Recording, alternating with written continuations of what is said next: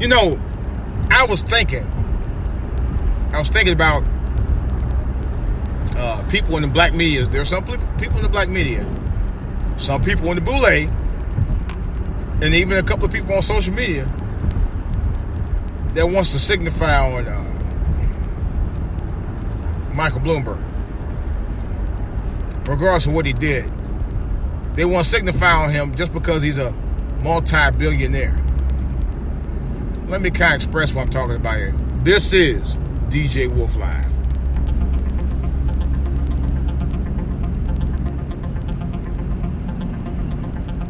All right, guys. I was thinking about this earlier. I was watching a couple of podcasts this morning, and I'm thinking some of these people actually want to give Mike Bloomberg a second chance. Yeah. They want to say, well, if he apologized, I guess it'd be all right to talk about it, and then we can go from there. No! Why the fuck? Excuse me, I did say that. Forgive me. I know I'm going on my religion again. But why the fuck do we always try to compromise when it comes to these white candidates just because they got fucking money? We always trying to get the damn butter biscuits regardless of what they did. Well, if they just come out and apologize. Fuck out of here with that bullshit. There is no apology after that. The damage was done. And I say it again.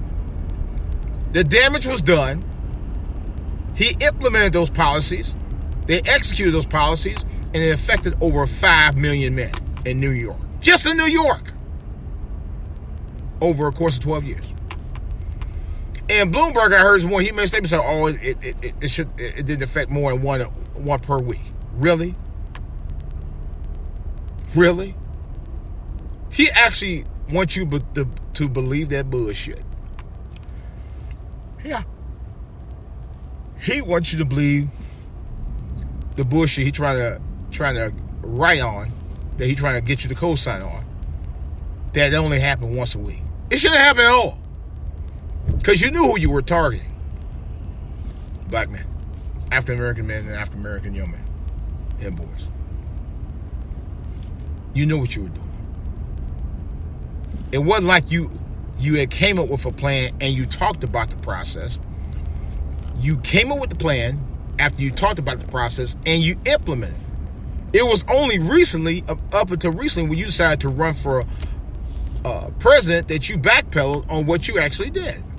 And you tried to downplay it. And you tried to apologize. This apology will never be accepted by me. It might be accepted by the boule. It might be accepted by most of the black media.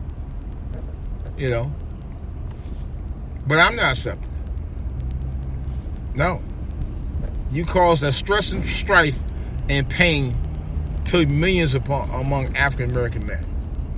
And let me tell you, one of the men who ended up dying in the process of that because of your stop and frisk, at least from what I saw, Eric Gardner.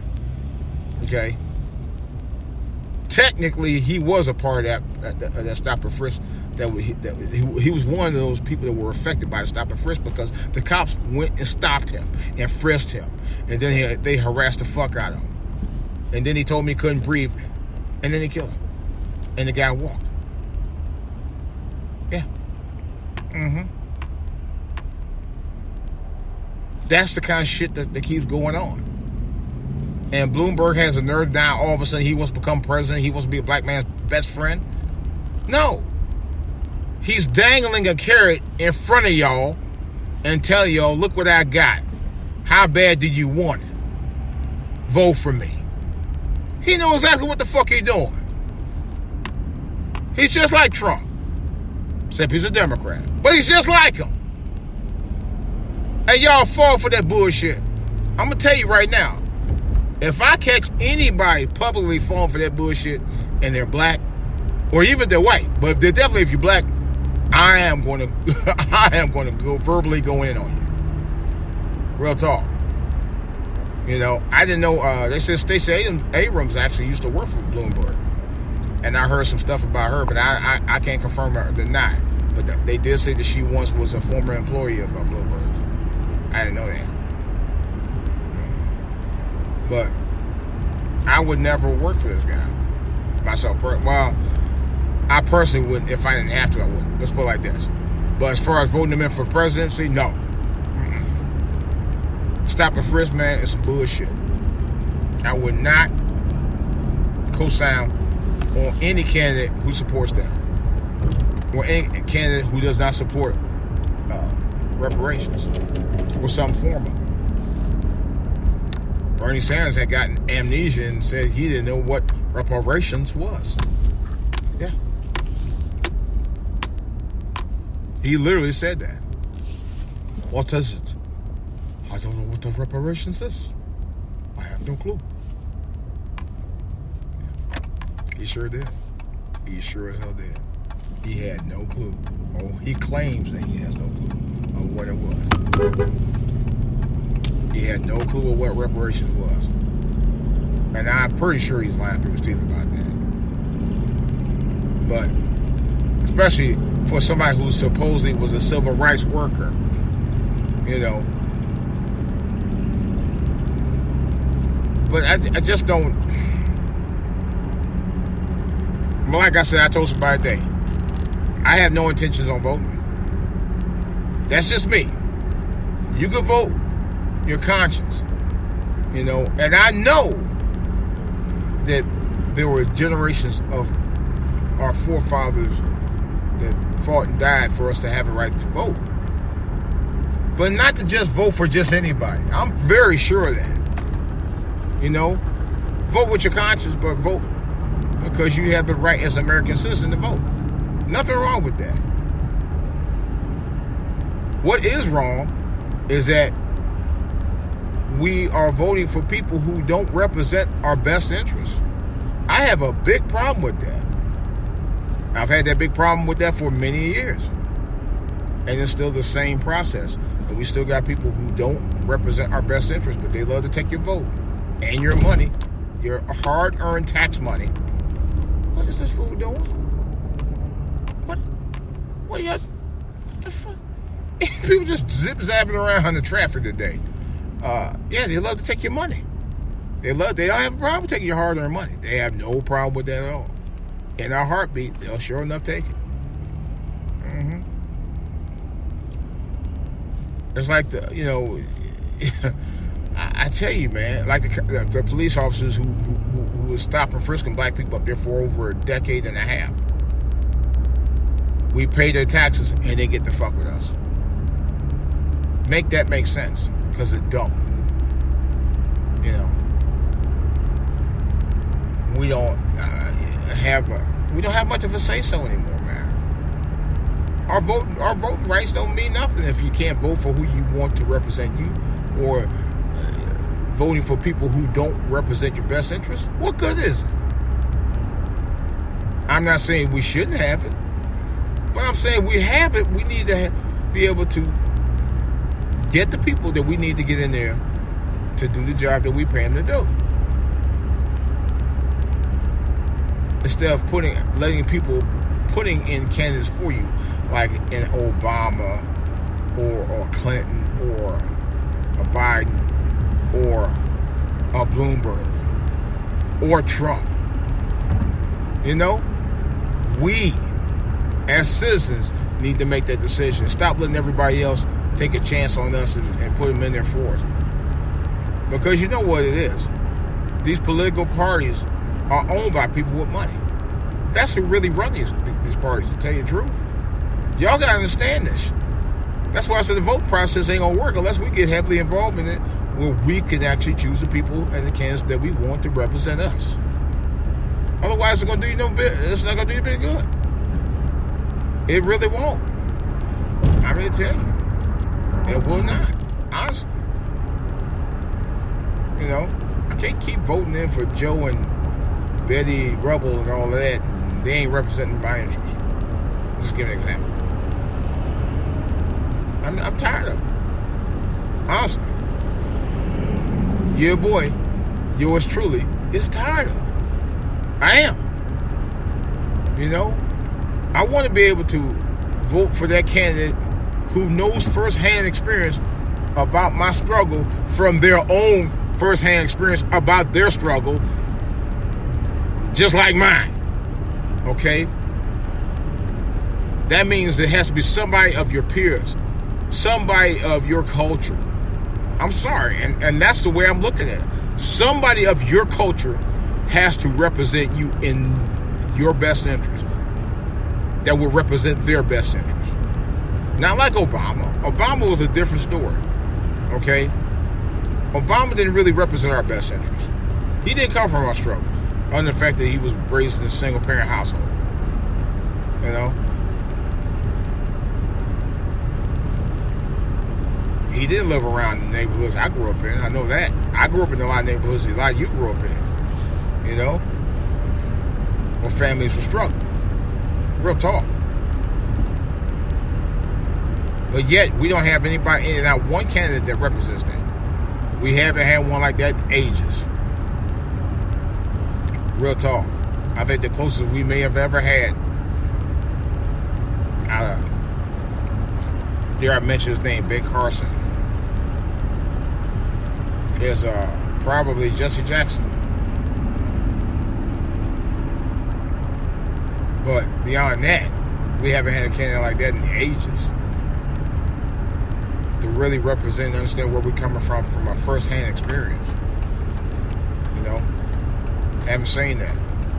Don't know if we'll ever see that. Like to see it. You know? Like I said again, don't know if we'll ever see that. Really don't.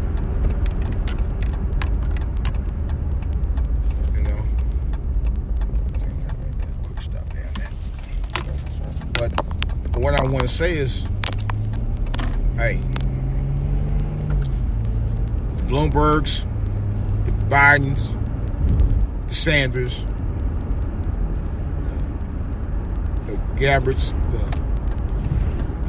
who else? The Warrens. I can't roll with those narratives with those guys, man. I mean, and if you listen to what they said in the previous debates, I didn't feel any passion from any of them. I didn't feel passion from not one of them. Not Biden, no. You know, I really didn't.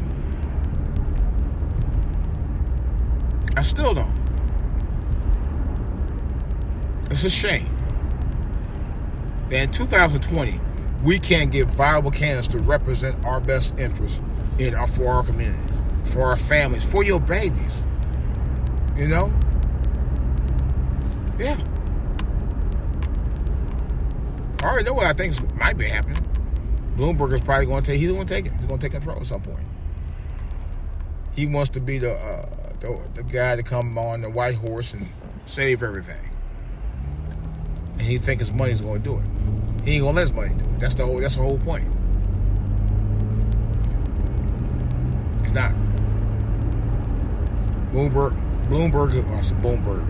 Bloomberg is just like the rest of them. He's no different. He's just as white and as pale and as racist as they get. And I don't trust him. I don't.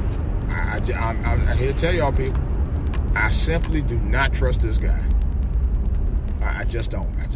Something in my gut, and I never forgot. See, they thought black people was going to forget about that stop and frisk bullshit.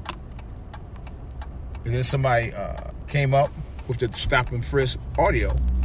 And then I just got another one I just posted on a previous podcast of mine that Michael Moore posted on his podcast just a couple of days ago of Mike Bloomberg saying racist shit that I just heard this morning. Yeah. I may post it back on this one as well just to let you guys hear it. But that's the way it's going. Like I said, they always say vote your conscience. If I don't have no conscience to vote, why the fuck I'm going to waste my time voting at all? If there's no one to vote for. I'm being serious, people. I'm just like, I'm not feeling it. I'm not feeling it at all. I'm not feeling Bloomberg as a candidate. I'm not feeling any of these guys as candidates, to tell you the truth. You know, I'm just not feeling not any, not one. You know? If I was, they would have been voted for by now. You know? It just don't move me. I have no desire to vote for them. You know, it's not that I don't want to vote. It's not that I don't think it's important to vote. It's very important to vote. It's very important to get your voice heard out here. I'll be the first to say that. You know. But the problem is, there's no one I want to vote for right now. You know, there's no way I could say, well, there's spots over here. There's not one person, there's nothing out here to say, I need to vote for this person, vote for that person, or blah, blah, blah. You know, I'm just not feeling it right now. I'm being very honest. You know, there's nothing that says to me, yeah, I gotta vote for this person, vote for that person. Because that person really talks my language. I've yet to see it. It's a shame. You know, come on, man, what the hell you doing? Hey, people, I swear. You ain't drive to the side of the barn around tomorrow. You know? Yeah. In such a big ass hurry, they wanted to cut me off.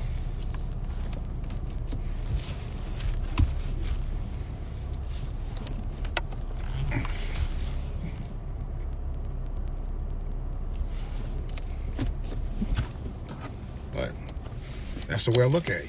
You vote your interest. I have to. Otherwise, there's no point in me voting at all.